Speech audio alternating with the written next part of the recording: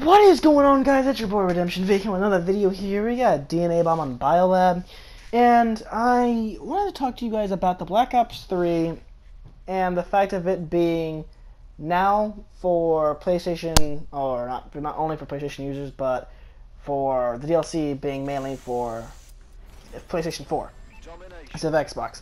I've heard a lot of, okay, I wouldn't say bitching and moaning, but I've heard a lot of like people who really don't want it to happen, people who do really want it to happen. But I mean, overall, I'm not gonna say that I'm excited nor not excited.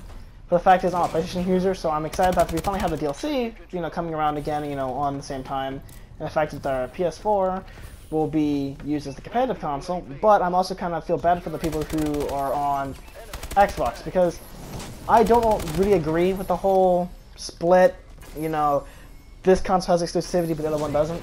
And I mean like that in Destiny, with, say, the Taken King and it having exclusives for, pre-orders, successes, blah, blah, blah.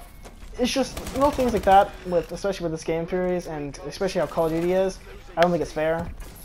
But I'd love to know what you guys think about it, because a lot of people are being kind of one-sided about it, or two, like, they're not seeing both sides of the fight. And for me, I mean, I see it as a two-sided way, because I could see where people could be mad about, they bought the Xbox One just to have the DLC early, and how, PlayStation 4 users, we just kind of got it handed to us.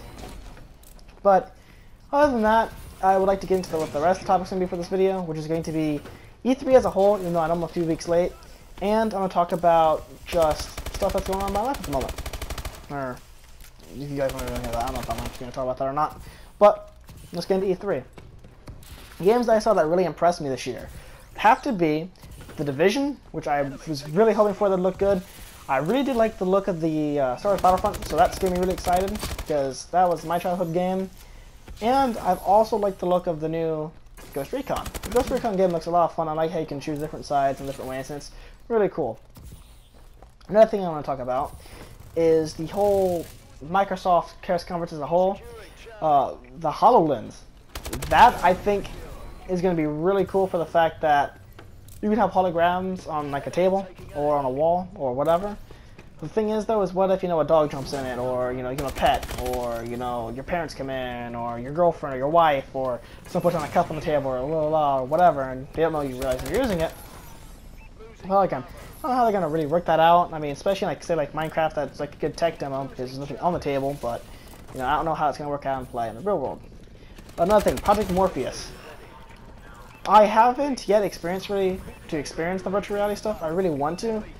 I don't know if it's going to be more of a gimmick than it is anything else, but I mean, if Sony and Microsoft stick to the whole virtual reality thing, I think it could stick. I mean, it could be a bit pricey, but I think it's going to stick. If they're not, and it seems like a gimmick, like how the motion sensors and the motion controls were with the Wii and the PlayStation Move and the Kinect, I think it's going to be another dud, honestly. Excuse me. Especially if they overprice it for what it is. Another thing I want to cover is something that's like a bit farther out of E3, but it's kind of sad news, is that the head of Nintendo passed away a few weeks ago, and that kind of, it pulls on my heart, because the fact of he was very admired between all of his peers, I should say. And it is sad that I had to see him go, but he's back into E3.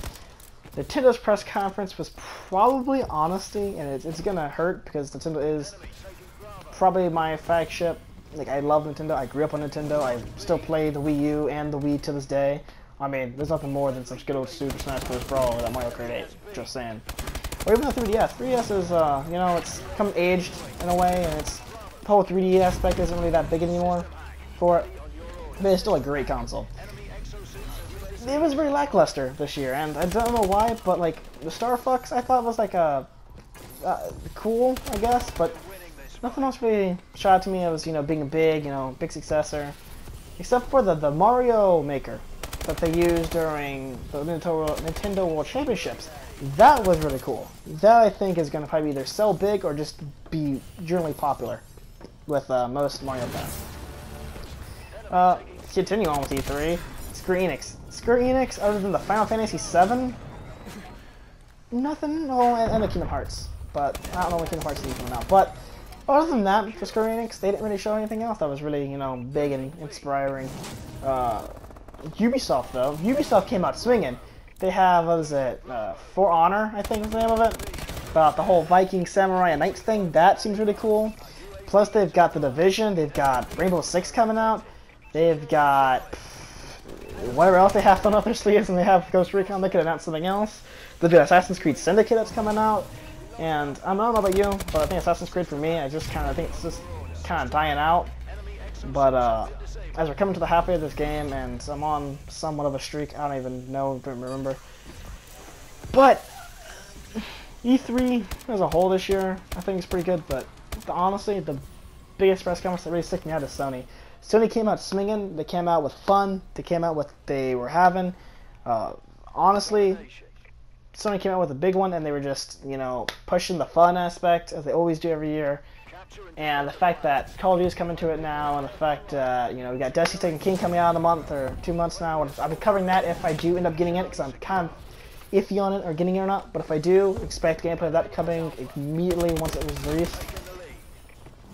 Including that, I'm kind of iffy about the whole Bethesda thing, in a sense, because being myself, I'm a huge Fallout fan. Like, Fallout's the fucking greatest game in the fucking history of the world. In my eyes, it's probably one of the best games to this day. Like, if you have not played a Fallout game, especially 3 or New Vegas, dude, go play it. Like, go back to last gen and just play it. You're going to have a blast. You will not. You will fall in love with that game. It is fluid. It's like Skyrim. It is fast. It is fun. It is so many different options, so many different endings. They're great games. But the Fallout 4, I don't like how they're persuading, again, just like with Call of Duty and with Destiny, I don't like how they're doing the context exclusivity. How Xbox gets stuff over PlayStation on the side. It's, you know, it's not always just one side, you know, PlayStation or Xbox. It's, you kind of switch between different companies. Thing is, you know, Microsoft getting the free Fallout 3 and the free mods.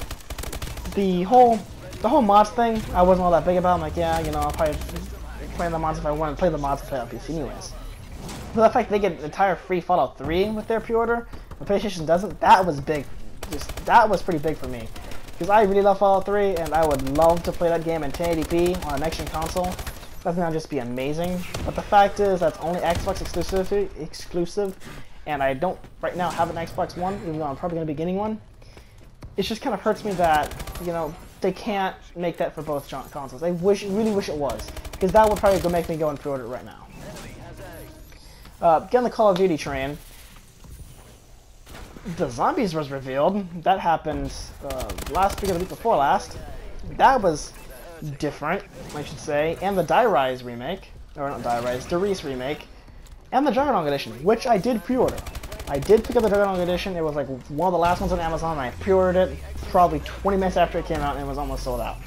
That is probably the coolest edition of a Call of Duty I've ever bought. A bit pricey, but totally gonna be worth it to sit there and just have a Juggernaut freaking miniatures. That's gonna be epic. As I pick up this DNA bomb in the background, as I call in with my boy Ben in the background. You can probably see his name on the kill feed every once in a while, but as I get this DNA bomb. But in the video off here, E3 overall, I enjoyed most of it, I watched most of it, and I really want to go at least again sometime soon. But it was just a really great experience to watch. I mean, there's a lot of stuff that was big this year that got released. No big AAA titles I saw that was, you know, kind of struck me as, you know, being all next gen. But nonetheless, I think it's going to be good next year for games. And this has been your boy Redemption V, and I'm out. Let's finish gameplay, finish short stuff. Losing Bravo. Losing Charlie. Friendly UAV above. Enemy taking B. We lost Bravo. Securing Bravo. Bravo secure. Enemy taking Charlie. We lost Charlie. Enemy has C.